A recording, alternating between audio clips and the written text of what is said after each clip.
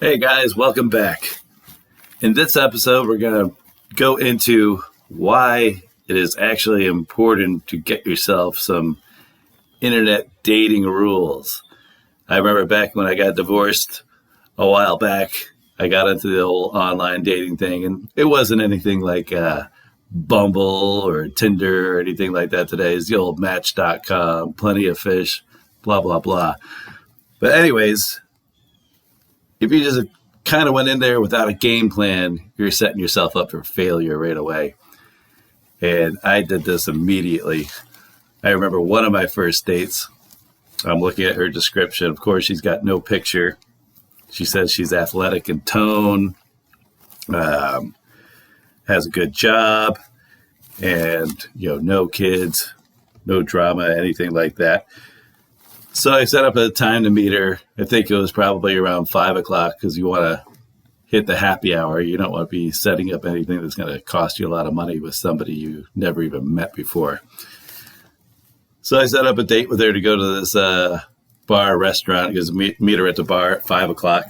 I get there, hanging out, looking at my watch, 5:10, 5:15, 5:25. I'm starting to get a little agitated at this point. 5:30 rolls around. She finally comes barreling in, and I'm thinking it's going to be this nice, hot brunette girl, athletic in tone. All of a sudden, this frumpy, middle-aged, heavyset girl comes in, and she's like, "Are you Brian?" I'm like, "Yeah, who are you?" And she introduces herself as my date, and I'm looking at her, and I'm like, "Oh my God, this girl's probably pushing 220 pounds. She's playing herself off as athletic in tone." And I'm kind of like a little bit caught off guard. And she goes, "Oh God, I've had a horrible day." Goes to the bartender, "Can I get a double Grey Goose and cranberry?"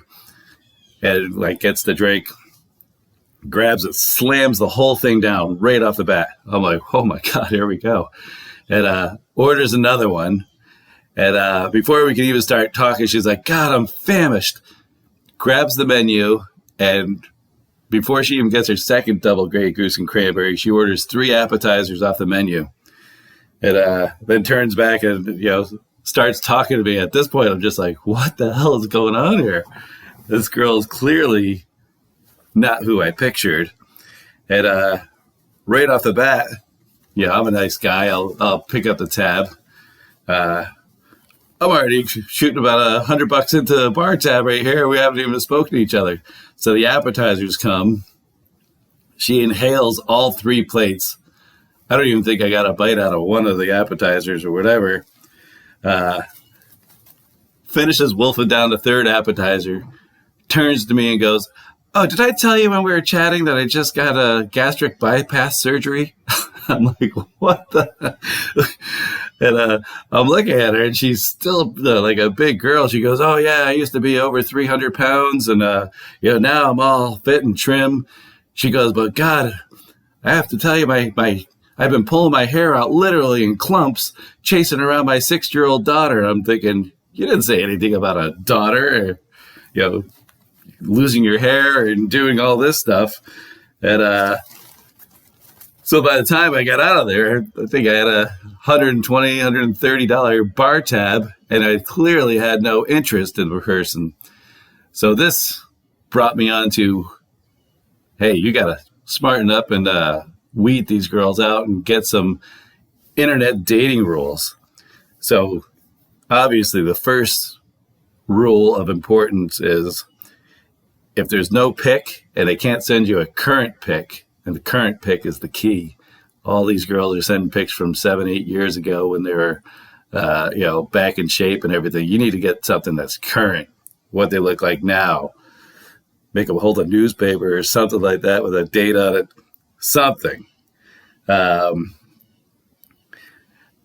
obviously you want to, first time you meet somebody, you just want to go very quick, casual, make it a cup of coffee, 1 or 2 drinks, not 3 appetizers, 4 double Grey Gooses, because if things don't work out, it's going to be a very expensive proposition doing this whole dating thing. The key one is make sure you never take a girl on a dinner date until after you guys have been out on 3 regular dates. And I can't stress this one enough because there's so many girls out there that just use guys. They'll set you up for a Monday date. They got another guy scheduled for Tuesday, another guy scheduled for Wednesday dinner, another guy scheduled for a Thursday dinner, then their weekend dinner. They're just totally using you for dinner. So if they can't wait, if you can't get through 3 dates, you're probably way better off than actually taking a girl out on the first date and just getting burned or realizing that there's no connection whatsoever. Another funny story that happened to me, I was texting back and forth, thought I got a little bit better, weeding out. I got current pictures and decided to set up another date with another girl. And I was living up in Port St. Lucie, Florida at the time. And she was in West Palm Beach. So she comes up, pictures, beautiful girl, seemed real funny. I think we talked on the phone once or twice. Everything seemed to be going real well. So I set up a date, and it was probably like 4 o'clock in the afternoon or something on a Friday, I think, or something. And went to this restaurant called Gators. And it was kind of like a big, if you can imagine, like a big open country bar inside. Like the bar was 30 yards long with 40 bar stools on it. So I positioned myself all the way at the end, away from the door, from the front door, and got there. I think I was probably the first customer there, so it was pretty much the staff. 1 or 2 people were kind of roaming in. So 4 o'clock comes along, and I get a text from her, "Oh, just parked on my way in." So I'm getting, you get a little nervous and everything like that. So I'm sitting all the way down at the end of the bar. All of a sudden, the 2 double doors open up, and I see her, and she's a good-looking girl, like pretty, slender body, nice hair, pretty girl. And all of a sudden, she starts to walk, and she walks, and I forgive me, people are going to be mad at this one, but the more details in the story, the funnier the story is. She comes in walking kind of like a gimp, like one foot goes forward and it drags the other one along, and then shoulders are going up and down, and I'm thinking to myself, whoa, what the fuck is going on? And I thought she was joking at first, but so she starts working her way on over to the all the way down the bar, and I'm like 20 yards away, so she's doing the big gimp walk all the way down, and I'm like, geez, I didn't weed this one out properly. Maybe she's a nice girl and everything, it could work out, but you know me, I'm kind of superficial, going to call a spade a spade. So she gets there, we talk to each other, and I'm kind of like looking around. I'm like, oh my God, my buddies are playing a trick on me or something. They got to be hiding behind the door or something like that. And I'm looking around to see if any of my buddies are there, and not the case. But we ended up having a good time and everything, It wasn't really a match. But she ended up coming back to my place. And at the time, I had a big yellow lab, 100-pound yellow lab named Bud. And Bud loved everybody but little kids and people in wheelchairs. He had a problem with that. He'd growl at him. So she comes through the door, and immediately he's growling and snarling at her, and I'm like, oh, don't worry, he's always like this, he's friendly, don't worry. And he's literally on the verge of like biting the girl, which he never does. And long story short, he was not happy at all, and he let me know it. And so she ends up spending the night, and in the middle of the night I wake up, I'm like, what the hell is that smell? I mean, what's going on here? God, I smell something horrible. So she gets up in the morning and go to leave.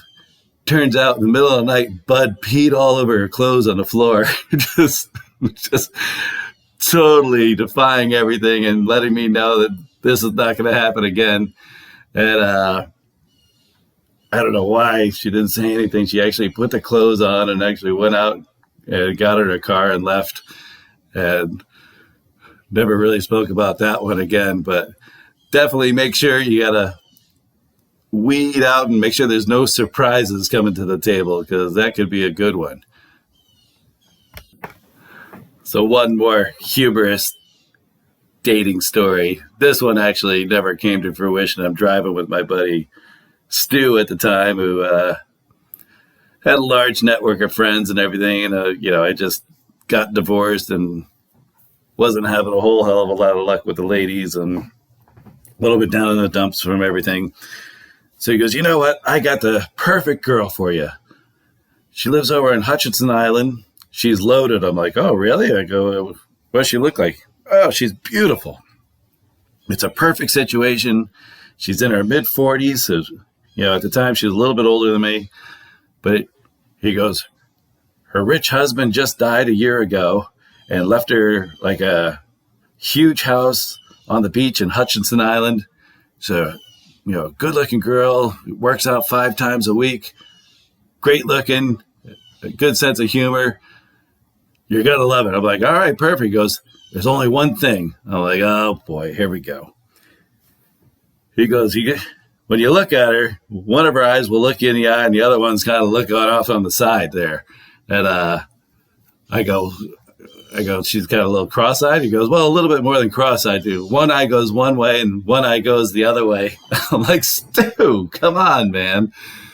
I just told you that story about the Gimp. I go, I'm kind of looking for like a normal girl that I'm not going to have to explain to everybody or whatever. He goes, no. He goes, you're looking at it the wrong way. He goes, when you get her in bed, he goes, just concentrate on knocking that eye right back into place. He goes, that's what I would do. It's like, oh, my God. So that was a funny one. Never ended up meeting that girl. But anyhow, moral of the story is do your research on these women if you're going to do some online dating. Find out everything about them. Get current pictures, or you're going to be wasting a lot of time. Hope you guys have a great day. Peace out.